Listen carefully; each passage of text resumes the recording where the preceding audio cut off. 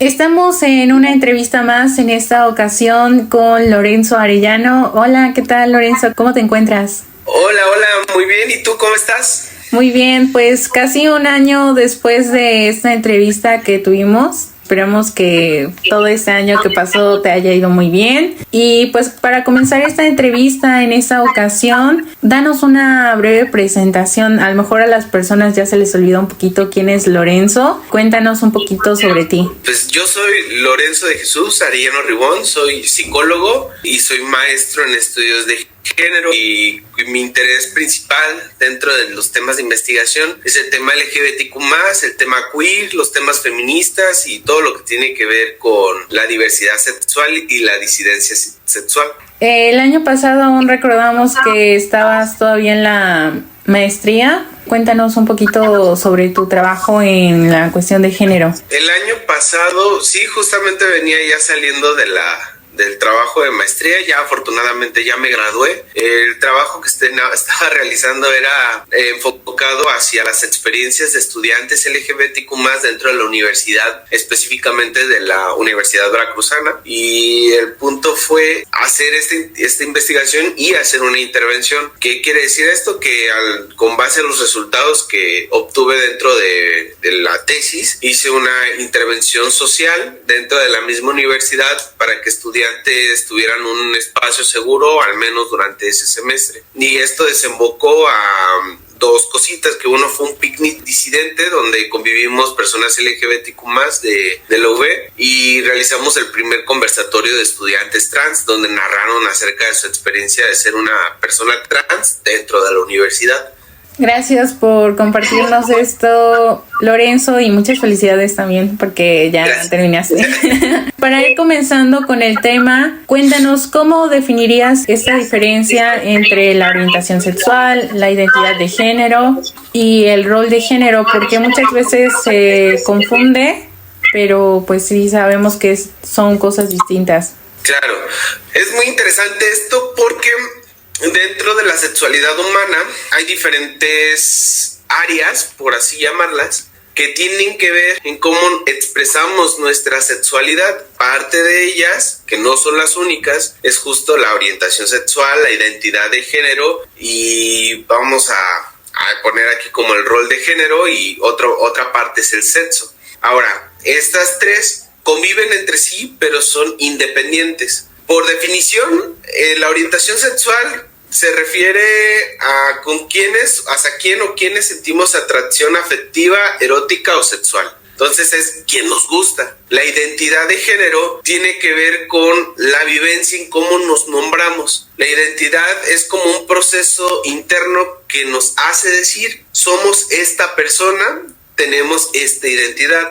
El rol de género son un conjunto de expectativas sociales que nos asignan a lo que se supone que debemos de hacer según el sexo que hayamos nacido. El sexo tiene que ver con estas configuraciones con las que nacemos, es decir, si naces con pene y testículos o con vagina y vulva, que también incluso dentro del sexo tenemos la intersexualidad, que antes era conocida como el hermafrodismo, pero actualmente ya no es considerado una enfermedad o un trastorno del cuerpo humano. Y cada una de estas, pues como lo dije hace un momento, son independientes entre sí. A veces las personas confundimos que la orientación sexual está ligada con nuestra identidad de género, es decir, una identidad de género puede ser que sea una persona no binaria, pero que yo haya nacido tal vez con pene y testículos, y eso no quiere decir que yo sea gay o bisexual, sino puede ser que yo sea heterosexual, ¿no? La idea, o a lo que quiero llegar con esto, es que cada uno entre sí es independiente. Tu orientación sexual no define tu identidad de género, y tu identidad de género no está definida por el sexo en el que naciste, y tu sexo en que naciste claramente no te dice cuál es tu orientación sexual. Y pues esa es la diferencia entre estas 3, 4, 5. Sí, justo hablando de esta parte, siempre que asociamos el sexo decimos después que viene la parte del rol de género, ¿no? Bueno, entonces naciste con vagina y vulva, entonces eres una mujer y tienes que atender a la familia, ¿no? Que también se tiene como esta otra idea que termina siendo parte de esta cultura machista que se ha perpetuado en todo México, ¿no? Entonces claro, es como esa parte que, como tú mencionas, pues sí tienen que convivir un poco, pero son independientes. Para continuar, Lorenzo, ya hablando un poquito más sobre el tema, profundizando, ¿cuáles crees que son estos principales retos psicológicos que puede enfrentar una persona que pertenece a la comunidad, que pues al revelar, o bueno, más bien dar a conocer a su familia, pues puede ser toda una situación? Sí, mira, y es que, está muy fuerte esta pregunta, porque ¿cuáles son los principales retos psicológicos que enfrentan las personas LGBTQ+? Yo creo que ahí te cambiaría la pregunta y te diría que el reto no está en las personas LGBTQ+, en el salir del closet, sino que el mismo sistema, el sistema de salud, el sistema familiar, tienen el verdadero reto de no patologizar a las personas LGBTQ+. ¿Por qué me gustaría hacer como ese cambio de perspectiva de la pregunta? Porque implica que las personas LGBTQ+, tenemos una responsabilidad de estar velando siempre por nuestra salud mental, que sí es un punto importante, pero es poder señalar, hacer presente, el salir del closet es una responsabilidad que nos ha dado el mismo sistema por ser personas LGBTQ+.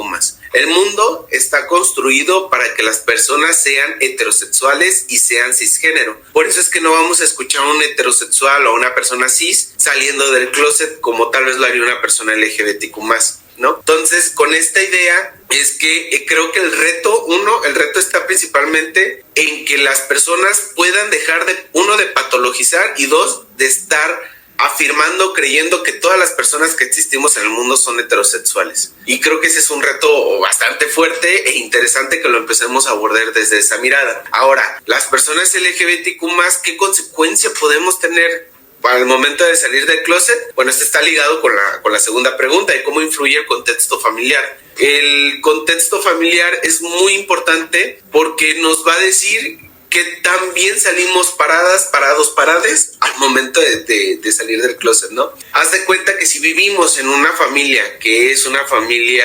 cerrada o tal vez una familia en la cual no podemos exponer nuestras emociones o que cuando exponemos nuestras emociones se nos está juzgando, señalando, pues va a ser muy difícil que salgamos del closet. Y si lo logramos hacer, en vez de encontrar un espacio para poder sentirnos bien y aceptados en un mundo donde ya están asumiendo que somos heterosexuales, va a hacernos sentir mal. Vamos a caer en depresión, en ansiedad, podemos llegar hasta el consumo de sustancias, incluso a ideaciones suicidas y suicidio, ¿no? Pero esto es justamente por la constricción que hay dentro de los espacios que deberían de ser seguros, como es la familia. En cambio, cuando una familia acepta inmediatamente a una persona que sale del closet, pues es mucho más sencillo el proceso de autoaceptación, incluso les da herramientas o nos da herramientas para poder afrontar al mundo, a ese mundo que justamente asume y violenta a otras personas. Entonces, los retos principales que tenemos las personas LGBTQ+, pues yo diría que más que los retos, son los retos de la sociedad para poder despatologizar y tener en cuenta que no todas las personas que existimos en el mundo somos heterosexuales. Ahora, las consecuencias pues son negativas y va a depender mucho de los contextos de donde vengamos. Si venimos de contextos negativos, pues igual vamos a tener experiencias pues negativas en relación a nuestra salida del closet o brindarnos herramientas para pues sobrevivir al mundo. Sí, nunca hemos visto a una persona cisgénero heterosexual que diga, bueno, les voy a decir a mis papás, a mi familia que tengo esta orientación o tengo esta preferencia y pues espero que me acepten, ¿no? O sea, nunca claro, va a pasar algo así, porque por la misma sociedad que tiene esta heteronormatividad de que, bueno, todas las personas son heterosexuales y género, están bien, están dentro de lo normal, ¿no? Que siempre se dice. Claro, incluso es importante ahorita la palabra que utilizaste como normal. Hay una diferencia muy importante entre la normalidad y la normatividad. que justamente la heterosexualidad es algo normal, como ser una persona LGBTQ+, también es algo normal. La normatividad tiene que ver mucho en cómo reglamentamos la manera de ser, es decir, es normal ser heterosexual. La normatividad es que todos a fuerza seamos heterosexuales. Entonces es cuando ya empezamos a hablar de la heteronormatividad y la homonormatividad, que reglamentan las maneras de todas las personas tenemos que ser heterosexuales, o que si eres una persona LGBTQ+, te tienes que comportar de tal manera. También está esta otra parte que mencionas al final de, bueno, soy una persona de la comunidad con la identidad que tú quieras, pero también como que te tienes que comportar así porque eres parte de... Justo, bueno, la idea de la homonormatividad es como apenas una discusión que se está dando, o al menos está tomando fuerza, porque justamente empieza a cuestionar algunos comportamientos adoptados por algunas personas LGBTQ+, que vienen de la cultura heterosexual. Por ejemplo, lo del matrimonio igualitario. El matrimonio, bueno, dentro de la academia hay una discusión bastante intensa y fuerte acerca del tema del matrimonio, que es como una institución para controlar cuerpos, ¿no? Y que incluso el mismo Estado o el mismo sistema crea el matrimonio como una manera para acceder a ciertos recursos o a ciertos derechos. Y nos empezamos a cuestionar, bueno, ¿para qué necesitamos realmente el matrimonio? ¿Cuál es la idea del matrimonio, no? Entonces, esa misma idea está siendo absorbida sin crítica por las personas LGBTQ+. ¿Realmente necesitamos un matrimonio igualitario para poder existir en unión con mis parejas o en convivencia? Creo que habría que cuestionarse para qué sirve el matrimonio y para qué sirve para las personas LGBTQ+. En este sentido, las personas LGBTQ+, si queremos aspirar a mantenernos juntos, debemos de aspirar a derechos como acceso a la vivienda, acceso a la salud, a poderle dar prestaciones a mi pareja, pero esto no debe de ser implicado o atravesado por el tema del matrimonio. Digo, no es que diga yo que está mal casarse, sino que la idea de quiero casarme o ese deseo no es un deseo que venga de las personas LGBTQ+, es un deseo que viene de una cultura en el cual se nos está absorbiendo a las personas LGBTQ+.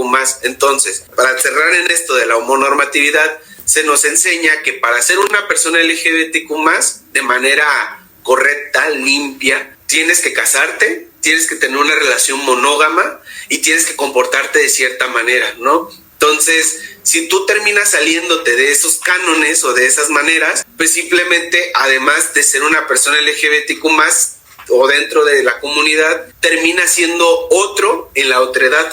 Es decir, termina siendo algo más alejado incluso, o algo más indeseado dentro de algo que ya de por sí es indeseado. Entonces es como muy complejo, es muy complejo esto. Sí, bastante, o sea, todavía hay otra parte que se podría decir que es como otra discriminación todavía porque no estás dentro de estos cánones, como bien los decías. Y esto a mi siguiente pregunta, que, bueno, ¿tú cómo ves esta parte que es dentro de la comunidad, dentro de la misma lucha? ¿Crees que ha habido una falta de representación para cada persona? Porque sabemos que cada persona pues vive en un contexto social diferente, algunos viven en las grandes ciudades, otros viven en las comunidades. Sería como ir deshilando a cada persona porque pues todos y todas somos diferentes.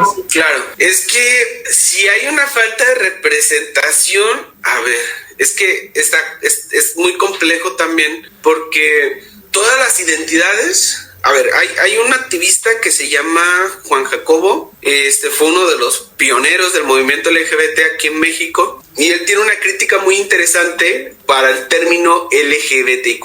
Él lo menciona como la sopa de letras, la aglutinación de las identidades, ¿no? Es como vamos a juntar todas las identidades en una sola categoría, o sea, LGBTQ+, y pues hay que existan entre todas, ¿no? Y que cada vez se le vayan sumando cada vez más y más y más y más letras. Y la idea es que tenemos que pensar, uno, cuál es el tipo de representación o representatividad que necesitamos y que deseamos. Porque sí, es importante que tengamos representación en los medios visuales, en los medios de comunicación, necesitemos representación pues en nuestra vida cotidiana donde pasemos. Pero también es necesario que pensemos en una representación política, y no me refiero a partidos políticos, sino a este tema de las leyes, la creación de reformas, la creación de asuntos comunitarios que nos ayuden a sobrevivir, para existir. Entonces, sí, las personas LGBTQ+ no somos homogéneas, porque no nada más nos atraviesa la identidad disidente, sexodisidente, sino que nos atraviesan otras cosas, como puede ser nuestra capacidad o el capacitismo. Haz de cuenta que tal vez puedo ser gay, pero también soy una persona con alguna discapacidad, o puedo ser moreno, o no tengo la solvencia económica para irme a Puerto Vallarta, ¿no? La idea es que la representación es como muy difícil alcanzarla, pero donde debemos de buscarla tiene que ser en espacios para conseguir derechos. Y ahí me parece que es lo importante. Uno de los logros que celebro muchísimo tiene que ver con el cambio de identidad sexogenérica, que cuando te asignan al nacer que fuiste hombre o mujer, entonces tú puedes ir con tus papeles, con tu CURP, a que te puedan retirar, no sé, yo me identifico, nací tal vez con penes y testículos, pero yo me identifico como una mujer, entonces yo puedo ir a hacer ese cambio al ayuntamiento con mis documentos, ¿no? Entonces, me parece que hay como diferentes tipos de representaciones. No quiero decir que hay una representación más importante que otra, pero hay representaciones que son urgentes. Por ejemplo, en este sentido del cambio de identidad, del poder acceder. No sé, por ejemplo, se me viene a la mente por qué las personas trans solamente viven hasta los 35 o 40 años. Entonces, ¿qué está ocurriendo ahí? Que necesitamos legislar, que necesitamos trabajar para que las personas trans tengan una vida digna, puedan acceder a trabajos dignos y puedan prolongar más su vida, ¿no? Entonces hay todo un tema, ¿no? Pero eso, siento que es como muy complejísima la pregunta, está muy buena. Entonces, pues eso. Sí, que más que derechos, al final se convierten en privilegios que solamente pueden acceder a algunas personas por completo. Justamente, sí. Pues, ¿algo más que quieras agregar sobre esta pregunta? Pues igual nada más como pensar en esta parte de la homonormatividad con este tema de la representación en medios. Haz de cuenta que generalmente en medios de comunicación quienes suelen hablar o quienes suelen estar, por ejemplo, son las personas gays, hombres cis, que siempre están hablando de sus experiencias. Y no es solamente eso, que hacen una hegemonía de la concentración del capital. Es decir, aquí es cuando ya nos empezamos a formar una imagen de cómo es una persona gay, ¿no? Entonces, cuando tú piensas en un gay, lo primero que, no sé, yo por ejemplo pienso en un gay y pienso que es una persona blanca, súper musculosa, con barba y con dinero, que siempre anda en la playa o que anda en fiestas, ¿no? Entonces, esa es la idea de la homonormatividad. Nos empezamos a crear imágenes de cómo deben de ser. Entonces, cuando nos encontramos a un gay prieto, sin dinero, que está en un trabajo no dignificado, pues sí, nos decimos, no, pues es que tú no eres gay. Incluso hay compitas que se encuentran en una situación precarizada que se menciona, es que yo no soy gay, soy puto, porque gay es el que tiene el dinero, el gay es el que puede viajar. Y a nosotras, las personas racializadas LGBTQ+, nos dejan como eso, somos la otredad. Entonces yo no entro en un canon gay, sino entro en un canon puto. Y es interesante esta idea hablando de esta misma idea de la representación, porque la idea de puto, marica y choto y joto tiene que ver con las reapropiaciones de estos insultos de las personas. Haz de cuenta que hay ahorita compitas que en vez de enunciarse, oye, yo soy gay o soy homosexual, no, pues hablan directamente de ti, yo soy puto, o yo soy joto, yo soy choto. Entonces cuando les preguntas, bueno, ¿por qué te identificas desde ahí? Ellas empiezan a decir, no, pues es que esa es la manera en que el mundo me describió, y es una forma en que yo me estoy apropiando yo con ese término y lo vuelvo mío. Entonces es como una manera de decir que si yo en la calle me vuelven a gritar puto, pues güey, sí soy. Es una manera de que no me dañe la palabra, no me dañe el insulto. Entonces con esta idea tiene que ver que no somos las personas LGBTQ+, somos homogéneas, no somos parecidas entre sí. Entonces el centrar la idea solamente de la idea de gay y que existan diferentes concepciones como gay, puto, choto, joto, maricón, sirven para poder entramarnos ahí para poder hacer que nos atraviesen. Ojo, no con esto quiero decir que tal vez esté bien que si tú ves a una persona LGBTQ más en la calle le quieras decir puto, joto, choto, sino que quiere decir que justamente es una reapropiación personal. Si la persona se nombra así, así se puede nombrar así ella, pero no, eso no implica que todas las personas la vayamos a nombrar de esa manera. No sé si me explico en eso. Esa parte que abres también con los medios de comunicación y cómo buscan, justo como mencionas, a todas las personas se nos viene la imagen de un gay con buen cuerpo, de tez blanca y todo esto. Entonces también es como los medios de comunicación han influido en esta imagen de la propia comunidad. Claro, sí, definitivamente. Para continuar, no solamente los medios de comunicación, también las propias empresas, las figuras públicas, los partidos políticos incluso también han influido en esta imagen que tenemos de la comunidad. Y a esto va un poco la pregunta, pues el uso del movimiento para monetizar. ¿Cuál es tu opinión sobre estas empresas, figuras públicas, partidos políticos que se hacen aliadas, y esto entre comillas, o simulan apoyar a la comunidad solo con el fin de vender sus productos o darse a conocer? El mercado o el capitalismo es voraz. Y con voraz me refiero a que no le importa quién esté adelante, busca consumir. Ese es el problema que tenemos con el capitalismo. Pensamos que todas las personas tenemos, la misma oportunidad de poder acceder a ciertos niveles adquisitivos y de poder, pero la realidad no es cierta. Esa mirada del capitalismo, del consumo, no todas las personas tienen el poder para poder estar consumiendo y estar adquiriendo al mismo ritmo que, no sé, Carlos Slim. La idea, o a lo que quiero llegar primero con este primer punto, es que dentro del sistema estamos en un sistema desigual, porque no todas las personas producimos o obtenemos dinero de la misma manera que obtenemos todos, ¿no? Entonces ahí es cuando empiezan a, como lo mencionaste tú hace rato, se empiezan a privilegiar ciertas identidades, ciertas formas, ciertos cuerpos que pueden acceder a ciertas oportunidades. Ahora, claro, en este primer momento es como yo en mi cabecita lo veo como una escalera. Todos los productos primero fueron creados para los hombres, es decir, todos los productos que tienen que ver con medicamentos, que tienen que ver con ciertas especificaciones, tienen que ver, no, pues para los hombres, ¿no? Después empezaron a crearse productos, empezaron a crearse necesidades para las mujeres y de ahí empezaron a crear soluciones para esos problemas impuestos. Por ejemplo, tenemos el tema bueno, ya me voy a meter al tema del cuerpo de las mujeres, pero tenemos el punto de las toallas sanitarias, ¿no? Se crea una necesidad de que tú necesitas que la menstruación es algo sucio y es algo que debemos de evitar, ¿no? Y creo que esto lo puede hablar más Abril Riveros, la maestra Abril Riveros, porque pues ella pues es experta en el tema de la menstruación, pero de lo que yo he aprendido de ella es justamente eso, que siempre se ha visto como algo sucio, algo patologizante, hay algo que evitar en la menstruación. Entonces el mismo sistema se aprovecha, te vende la idea de que eso está sucio y ¿sabes qué? Tienes que tener higiene íntima y te vendemos, ¿qué crees? La toalla sanitaria que te va a ofrecer la solución a ese problema. Algo así pasa justamente con el pinkwashing o el lavado rosa o el mercado arcoíris, que es justamente crear productos para personas LGBTQ+, para que las puedan consumir.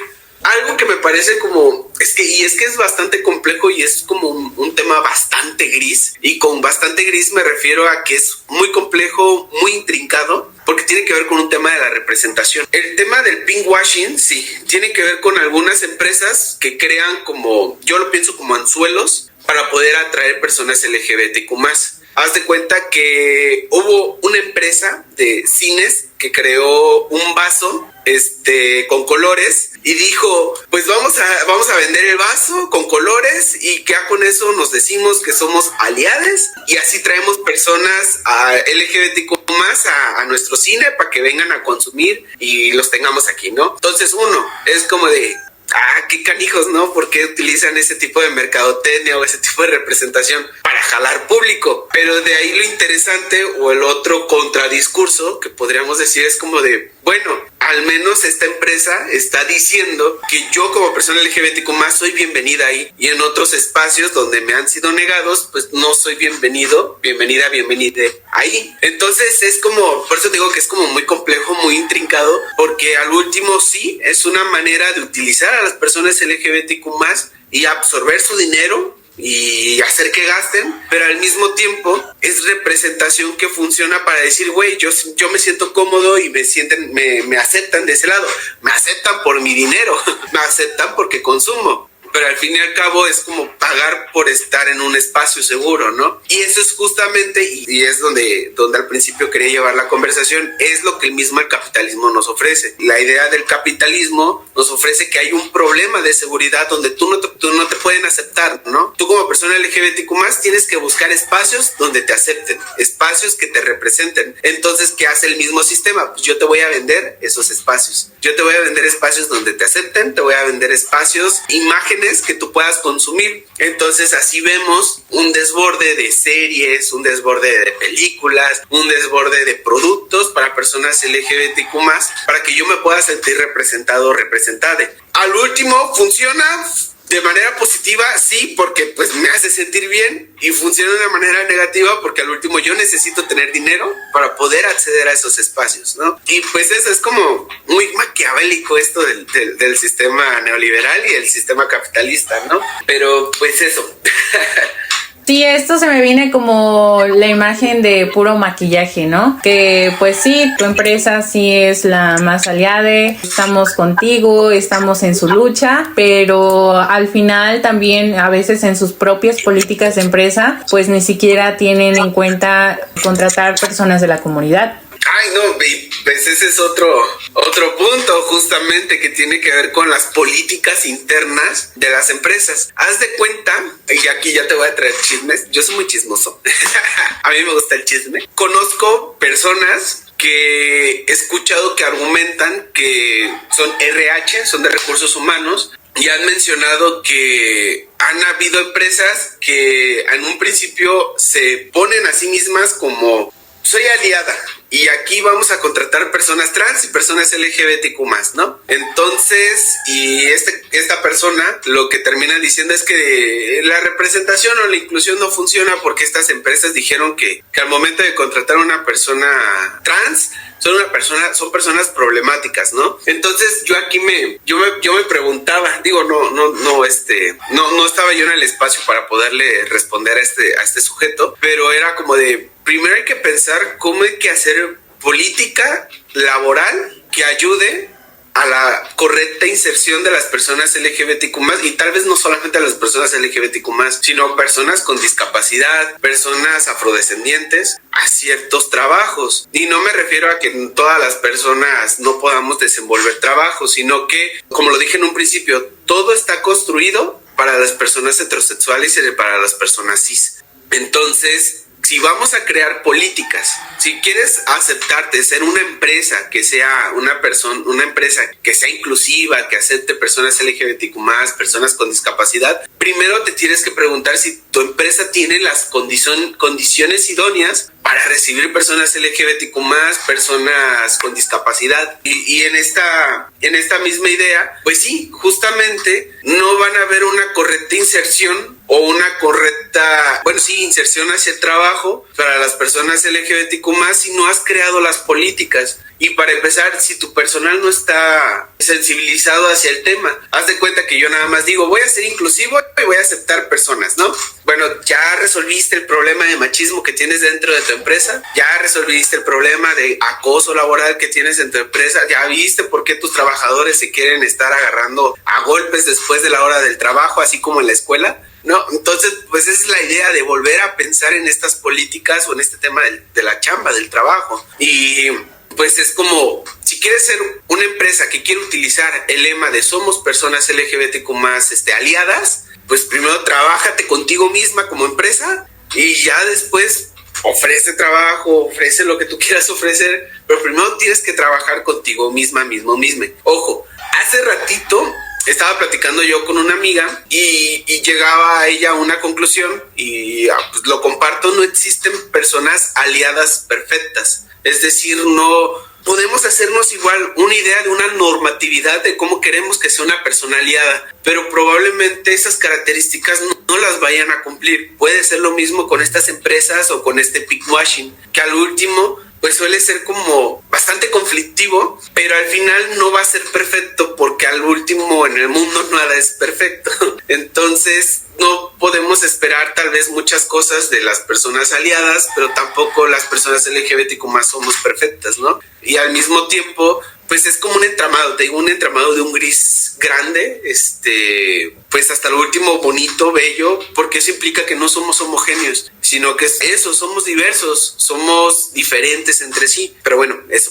Sí, y eso que solamente estábamos hablando del tema del trabajo, porque por ejemplo también está el tema de los centros de salud, la salud digna que también tiene que recibir cada persona. Definitivamente, o sea, el tema de la salud, apenas estamos teniendo como piecitos avanzando en el acceso al derecho, porque antes era como inconcebible pensar en personas LGBTQ+, o sobre todo personas trans, que accedieran a servicios de salud sin ser estigmatizadas, o para empezar, para entrar, ¿no? Porque ¿qué trabajo te va a dejar cuando eres una persona trans? Para empezar, y esto todavía sigue pasando actualmente, cuando eres una persona trans tienes dificultades para acceder a encontrar un trabajo digno. Cuando encuentras un trabajo digno y encuentras, no sé, a las prestaciones de ley, que es por ejemplo tu derecho a seguridad social, no sé, te sientes mal, vas al seguro, vas al IMSS, vas al ISSSTE,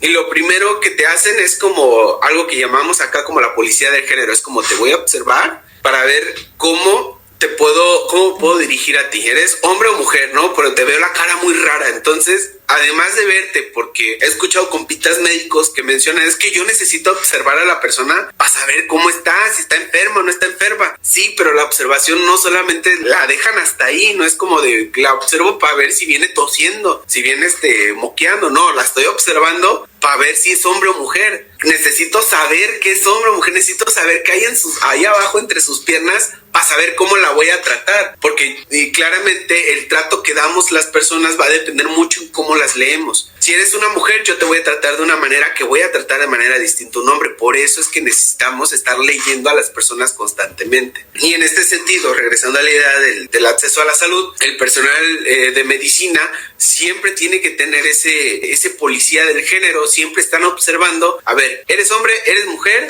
¿cómo te debo de tratar en consecuencia en ello, no? Y entonces, incluso puede ser que las personas no lo hagan con el ímpetu de tal vez ser irrespetuosas, pero las personas se sienten observadas, se sienten como, ay, vine por una gripa y me quieren ver los genitales, ¿no? Entonces es como me siento incómode ante este tipo de observaciones, ¿no?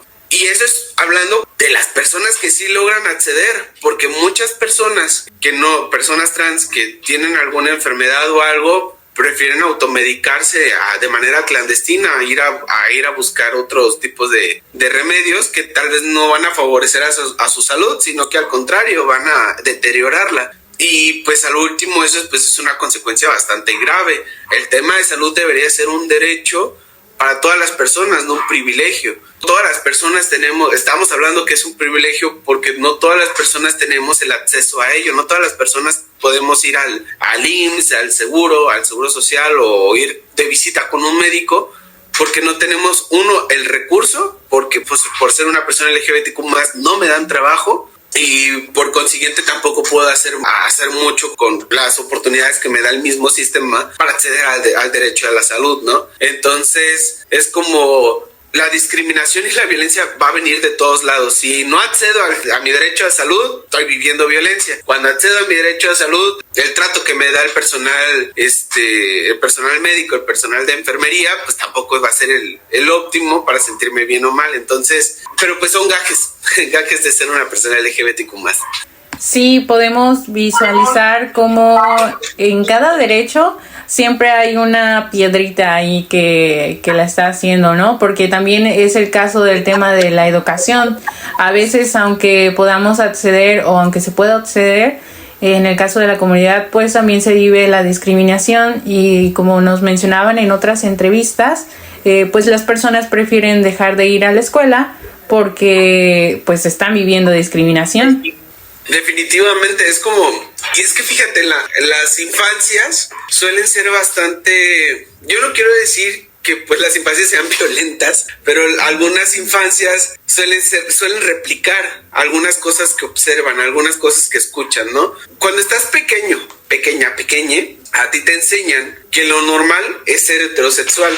Entonces tú puede ser que tú sí seas heterosexual, entonces o que te comportes así como, por ejemplo, naciste como niño, engrosa tu voz y frunce el ceño y habla así, jajaja, y llévate pesado con tus compañeritos y empújalos, ¿no?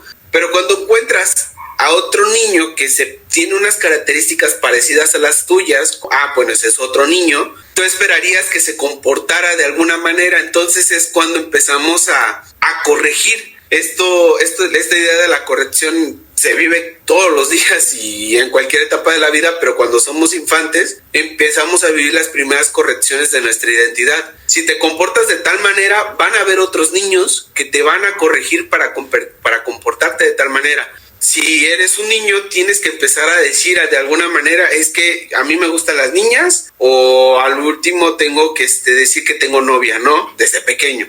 Entonces, si yo digo, a mí me gusta un niño, los otros niños van a decir, guácala, ¿qué te pasa? Eso no es normal, ¿no? Entonces la idea es que se va a empezar a corregir lo que estás sintiendo. Entonces cuando a mí me dicen de pequeño, cuando yo digo me gustan los niños y me dicen, no, eso es de enfermos, eso es de putos, y que no sé qué, y que no sé cuándo, claramente uno, ya jamás lo voy a volver a decir. Uno, dos, lo voy a absorber y lo voy a dejar aquí guardado dentro de mí y no lo voy a volver a sacar. Entonces eso va a tener graves consecuencias en el futuro, pero precisamente porque el mundo está construido de manera para que las personas heterosexuales y las personas cisgénero lo puedan habitar, y a eso se les va enseñando a las infancias, y entonces las infancias funcionan como la primera barrera de estar corrigiendo las identidades de otros niños. Y justamente, ¿qué es lo que ocurre ya en casos extremos? Pues prefiero ya no ir a la escuela, ya no prefiero estar asistiendo ahí. Por ejemplo, a mí cuando me hacían bullying, esto creo que se los contaba el año pasado, que cuando a mí me hacían bullying por ser un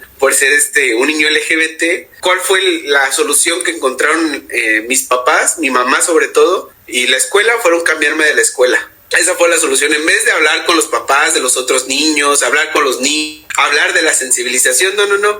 La solución fue, cambien al niño a otra escuela. Y así me pasó 3 veces. 3 veces me cambiaron de escuela justamente porque el problema al parecer era yo, por ser como quien era. Entonces la idea era como de, ¿a qué horas van a poder interceder o interactuar o sensibilizar a su población? No. Saquen al niño. Él es el del problema. Llévenselo. Y pues justamente digo, yo probablemente pude haber caído en la deserción escolar si no hubiese sido mi terquedad y la terquedad de mi mamá de que yo estuviera estudiando, ¿no? Sí, como mencionas, se vive mucho esto de replicar lo que nos dicen en casa que es lo normal, lo que se tiene que ser, y pues al final la escuela que se dice que es como nuestra segunda casa, entre comillas también, porque sí. Pues debido a esta discriminación que también hay, pues cómo la consideras tu segunda casa, ¿no? Entonces, pues sí es como toda esta parte que también las infancias pueden influir en, pues mejor me lo reservo, mejor no digo cómo me identifico, e incluso se considera como de en qué estoy mal yo, ¿no? Porque si todos los demás son normales, ¿por qué yo tengo que ser así, ¿no? También que se puede caer a eso. Es como una gran escala de grises, es como mucho gris, muy complejo, muy entramado entre varias visiones, como lo decimos, es como entre la orientación sexual, la identidad, la sociedad, lo político, lo económico, el acceso a derechos, el privilegio, el contexto, porque incluso el contexto no es lo mismo ser una persona LGBTQ+ aquí en México que en Estados Unidos, o incluso entre los mismos estados. No es lo mismo ser LGBTQ+ en Querétaro que ser aquí en LGBTQ+ en Veracruz, ¿no? Sí, que a veces cuando se intenta hablar del tema, se empiezan a replicar como estos discursos de todo lo que dice la sociedad, pues nosotras y nosotros mismos seguimos replicando estos mismos discursos machistas, misóginos, homofóbicos, de todo, y que al final a veces ni siquiera lo estamos pensando, como que no, solo lo estamos replicando, pero ni siquiera nos paramos a analizar lo que estamos diciendo, y que a veces también si se habla del tema, se hace como una aceptación, pero también desde el morbo, desde pues, saber cómo son, ¿no? Justo. Y algo que me llama mucho la atención es que lo que mencionas de cómo vamos aceptando, ¿no? Es cómo deberíamos de aceptar a las personas o cómo deberían de aceptarnos a las personas LGBTQ+. Bueno, yo primero pensaría que las personas heterosexuales y las personas cis se cuestionen constantemente. Haz de cuenta que tú ahorita lo mencionabas, el que a veces mencionamos discursos machistas, homofóbicos, misóginos, pero a veces no tenemos la intención de que sean ni machistas, ni misóginos, ni homofóbicos, ¿no? Pero a veces lo vamos replicando porque nos parece gracioso, porque no a nadie a mi alrededor tal vez le ofende, o porque simplemente no lo menciono y ya estoy como repitiendo de manera disco rayado lo que escucho a mi alrededor, ¿no? Creo que me parece importante que cómo nos deben de aceptar es que primero las personas heterosexuales y cis se deben de cuestionar a sí mismas, porque justamente el autocuestionarse va a ayudar a que se puedan dar cuenta de esos discursos que están diciendo o que están explicando. Por eso es importante que algunas personas, cuando ya conocemos de algunos discursos, es como ponerles un alto, ¿no? Es como decir, oye, a ver, detente, vuélvete a escuchar y escúchate, a ver, ¿tú crees que lo que dijiste es amable, es correcto, está bien? No hieres los sentimientos de alguna otra persona, no es considerado. Y entonces pones a reflexionar a las personas, ¿no? A ver, ¿lo que mencioné fue amable o fue considerado? Entonces uno tiene que ver con eso, con cuestionarse con todo lo que decimos o pensarlo. Yo con mis sobrinos siempre les digo, cuando vayas a decir algo, piénsalo 2 veces, porque yo sé que tú tienes una idea que tal vez en tu cabeza suena bien, pero piénsalo que cuando lo digas, ¿cómo crees que se vaya a sentir la otra persona? Procura pensar y ser empático con las otras personas para que no llegues a ofender, porque tal vez tú no tienes la intención de ofender, sino quieres exponer una idea, pero sin querer, por querer exponer esa idea de esa manera en que lo quieres hacer, vas a terminar lastimando, hiriendo y haciendo sentir mal a otra persona. Y al contrario, si tú querías dar un punto para que las personas te dieran tal vez la razón, vas a terminar hiriendo y lastimando y nadie te va a dar la razón, al contrario, vas a quedar como un grosero, ¿no? Entonces, la idea es que las personas heterosexuales, las personas cis, se cuestionen. Se deben de cuestionar muchísimo y algo principalmente es cómo se deben de incomodar. Se deben de incomodar consigo mismos, porque a donde hemos llegado las personas LGBTQ+, hemos llegado a ciertos lugares, como por ejemplo tal vez tener accesos a derechos, tener una marcha cada año, ha sido porque hemos estado en una posición de incomodidad. La idea es que podamos utilizar esa idea de la incomodidad como una manera o como un empujoncito para seguir creciendo como personas, como seres humanos, ¿no? Como personas empáticas. Si nos incomodamos, pues probablemente nos movamos de ese lugar. Si no me incomoda un discurso homofóbico, pues claro que no me voy a mover y no voy a cambiar, entonces lo voy a seguir replicando. Al contrario, si me dio risa, hasta lo voy a replicar. La idea, eso es a lo que me quiero referir con la idea de incomodidad. Sí, estar como en este análisis propio y que si yo me estoy incomodando con la lucha, entonces algo tengo que analizar de mi propia persona, ¿no? De mi perspectiva, de mi actuar también, porque pues son diferentes maneras. Como bien lo decíamos, tal vez no lo hagamos de manera consciente, pero sí replicando este tipo de comentarios, de discursos. Por ejemplo, también ahorita que mencionabas, se me venía la idea, un recuerdo de una clase que tuve anteriormente y era un poquito sobre la administración y todo ese tema. Se supone que anteriormente había una persona, no recuerdo el nombre, que hacía una teoría y que decía, bueno, es que la administración es el hombre perfecto para el trabajo perfecto. Y entonces, estando en clases con mi compañera, yo le dije, oye, es que es muy el hombre, o sea, nada más es el hombre, el que tiene como este trabajo, ¿no? Viendo como el análisis histórico era como que de siglo pasado, donde la mujer todavía no podía trabajar y todo eso. Entonces dije, ok, con razón es este comentario o esta frase que tanto se replica, que es el hombre perfecto para el trabajo perfecto, para que puedas tener una buena empresa y todo eso, ¿no? Entonces, pues parece sí como algo inofensivo tal vez, pero que a mí en su momento sí me hizo como pensar como de, bueno, ¿y dónde dejaron a la mujer? Claro, de hecho, en esa misma oración que mencionas, está como bastante interesante, ¿no? El hombre perfecto para el trabajo perfecto. Incluso podríamos llevarlo con esta idea del neoliberalismo, ¿no? Como es que todas las personas no van a ser aptas para un trabajo, ¿no? Y en esta idea de, pues todas las personas tenemos que ser únicas para la chamba, cuando realmente no es así. El mismo trabajo es como cualquier persona. Tú puedes funcionar para esto y al día de mañana te puedo correr y me consigo otra persona con las mismas habilidades que tú tienes para poderlo obtener, ¿no? Entonces yo pienso en la crítica, tal vez no tanto.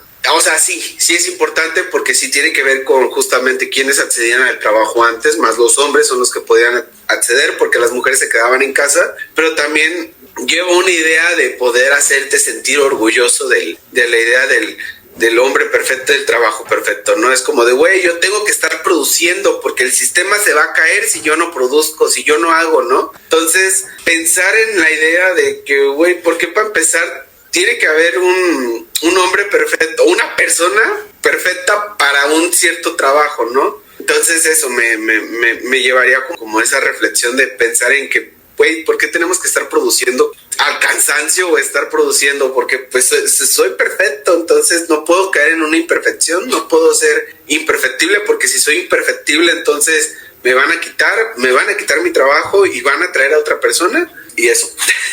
Pues sí, también cómo juegan un papel crucial, muy importante, los medios de comunicación en su caso, para seguir replicando o no los diferentes discursos, las imágenes propias que, por ejemplo, se tienen de la comunidad. Sí, la verdad es que un medio de comunicación tiene impacto en todos sus televidentes, oyentes, sea el medio de comunicación que sea, o también sus lectores en su caso. Pero pues sí, que también los medios han intentado a veces incluir a la comunidad, pero no de una manera tan ideal. Yo pensaría que sí sería ideal, porque al último crean imágenes o imaginarios de cómo sería el ideal de una persona LGBTQ+, como lo mencionábamos hace ratito. Porque la idea de poder incluir imágenes realistas de personas LGBTQ+ a los medios de comunicación, no sé, ahorita pienso que sería sería muy difícil, sería como muy complicado, porque las realidades son muy diversas, son muy homogéneas, porque así como lo mencionaba, así como también hay un homosexual, un vato, no sé, por ejemplo, hay una lesbiana blanca trabajando en la universidad, también hay una persona lesbiana trabajando, no sé, en algún otro espacio no tan privilegiado como trabajar en la universidad, ¿no? No hay personas trans, todas que puedan acceder, por ejemplo, a la Cámara de Diputados, y no todas las personas gays podemos acceder a ciertos salarios o a ciertos trabajos, ¿no? Porque las realidades son homogéneas. Por ejemplo, a mí, además de ser una persona gay, además me atraviesa el tema de ser moreno, ¿no? Entonces, no es lo mismo que me lean como ser gay y ser moreno, como lean a una persona que sea gay y sea blanco, ¿no? Y además que no tengo vello facial y tampoco tengo músculos, ¿no? Entonces es como, güey, ese es un jotillo, un mariconcillo más. Entonces desde ahí voy a vivir mi discriminación, desde ahí voy a vivir mi otredad. En esta idea de la creación de las dentro de los medios de comunicación, ¿qué imagen en este caso, por ejemplo, de Lorenzo, estaría, no sé, en una televisión o en una imagen, pues yo nunca me vería en una novela porque mi cuerpo no vende. Yo no ofrezco morbo, yo no ofrezco sensualidad en ese sentido como lo está buscando la televisión, ¿no? Entonces, mi realidad difícilmente podría ser representada, y así como la mía, las de varias personas. Por eso es que utilizan ciertas realidades hegemónicas, porque son las que te dejan dinero, incluso te dejan desear, ¿no? Porque incluso tú ves, no sé, a una persona con el cuerpo de William Levy en la televisión y te lo ponen como una persona gay y es como de, güey, ay, qué sabroso, yo quiero estar con él, pero pues la idea es como de me hacen desear un cuerpo, me ponen enfrente qué es lo que yo quiero tener o qué es lo que yo quiero aspirar, cuando probablemente el mismo sistema ni siquiera me dé el chance de poder ni siquiera encontrar un trabajo que me dé la solvencia económica para llegar a esos dineros, a esos recursos. Pues retomando un poco de lo que hemos estado hablando, los discursos versus acciones, ¿cómo crees que se puede distinguir a una verdadera aliada, ya sea empresa, figura pública o incluso también los partidos políticos? Porque también a veces se valen de las luchas para llegar a las personas, a la población. Es que es como lo mencionaba hace ratito, no existe una persona aliada o una entidad aliada, y con entidad me refiero, por ejemplo, a lo de los partidos políticos, aliadas perfectas, ¿no? La idea es que pues todas las personas, al fin y al cabo, tenemos ciertos comportamientos que tal vez nos hacen ser, tal vez no tan aliades. Haz de cuenta, y lo pongo con un ejemplo de las violencias. Todas las personas definitivamente estamos, bueno, no todas, pero la mayoría de las personas estamos en contra, tenemos una postura en contra de la violencia, pero eso no implica que no ejerzamos violencia hacia otras personas. La hacemos tal vez por un acto inconsciente, por omisión, tal vez puede ser por conciencia. La idea es que aunque estemos en contra de personas, de la violencia en sí, no estamos exentas a ejercerlas. Yo, por ejemplo, yo me imagino que digo, no, pues es que la violencia está mal, la discriminación está mal, pero eso no implica que yo no violente o yo no discrimine. Y eso es algo muy importante que tenemos que observarnos. Entonces, lo que sí puedo decir es que para ser una persona aliada es que eso, lo que mencionaba, tienes que empezarte a cuestionar y tienes que empezarte a sentir incomodidad ante los discursos violentos y homofóbicos en este caso. Si a ti no te incomodan y no te hacen cuestionarte, pues ojo, probablemente por ahí no seas una persona tan aliada, pero bueno, eso ya es un proceso interno, porque no lo vamos a venir anunciando de, oigan, yo soy un homofóbico, pero digo que soy aliado, ¿no? Entonces no va a suceder de esa manera. También sería como denunciar los actos violentos mientras los estás presenciando. Haz de cuenta que si tú escuchas un discurso violento, homofóbico, pues tú los detienes, les paras un alto, les dices, oye, lo que mencionábamos, vuélvete a escuchar, a ver, detente, vuélvete a escuchar, crees que lo que dijiste es amable, es pertinente, haga sentir bien a las personas, ¿no? Y pensar que ser una persona aliada también va de la mano con las acciones, es decir, no solamente es un discurso. Vivan las personas LGBT, que viva el amor es amor, muy bien. ¿Qué haces en tu día a día? ¿Cuál puedes hacer que tú seas un espacio seguro para una persona LGBTQ+, ¿no? No es nada más el discurso, son las acciones que tomamos en cuenta o las acciones que llevamos a cabo en nuestro día a día, en el cual nos hace ser personas aliadas, y no solamente tal vez aliadas, sino antipatriarcales, estar en contra de la violencia, etcétera, ¿no? Entonces, pues, ¿cómo distinguir o cómo saber que hay una persona LGBTQ más aliada? Pues es como, pues se tienen que haber acciones, tiene que haber discursos y tiene que haber un proceso interno de autorreconocimiento. Pues ya después de toda una plática, una charla que hemos tenido, ¿qué temas crees que aún faltan visibilizar sobre la comunidad? Que aún pueden existir tabúes, estos discursos. Ya hablamos un poco sobre derechos, sobre la discriminación, la violencia, pero ¿qué crees que aún todavía falta por visibilizar?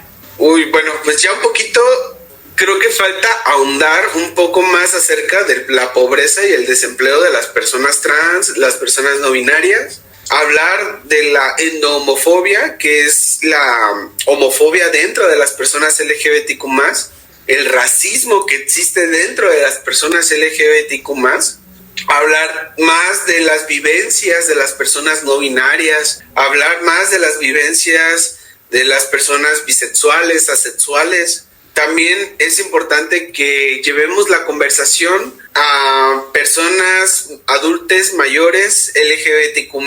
Es importante que hablemos de las juventudes, es súper importante, pero también es importante hablar de las personas adultas mayores que están llegando a la senectud, cómo están pasando y cómo les está atravesando ser una persona LGBTQ+.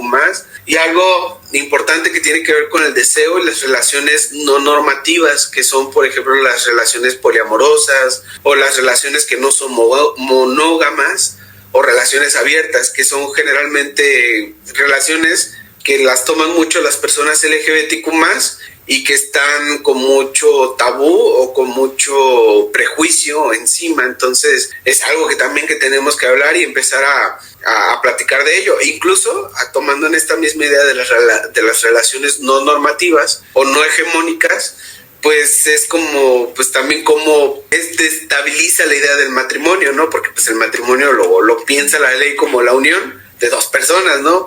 Y bueno, ¿y qué pasa con las personas que están en 3 o en 4 o en 5, ¿no? O que viven en una comuna. Yo pienso que todos los temas que faltan visibilizar de las personas LGBTQ+, es todo aquello que tiene que destabilizar la idea de la buena persona LGBTQ+. La buena persona lesbiana, la buena persona gay, la buena persona trans, la buena persona bisexual. La idea es que podamos pensar en que ¿por qué está siendo una buena persona gay? ¿Por qué está siendo una buena lesbiana? ¿No? Entonces, desde ahí me parece que podemos aprovechar para pensar en cuestionar estas ideas de por ser buenas LGBT. Entonces, ¿qué es lo que está faltando? Que podamos empezar a hacer críticas con esos temas. Estamos siendo buenas personas porque somos blancos, porque somos cis, porque somos privilegiados, porque somos de clase media alta. Entonces, ¿qué es lo que está ocurriendo ahí? Entonces, justo esos son los temas que deberíamos empezar a aprovechar.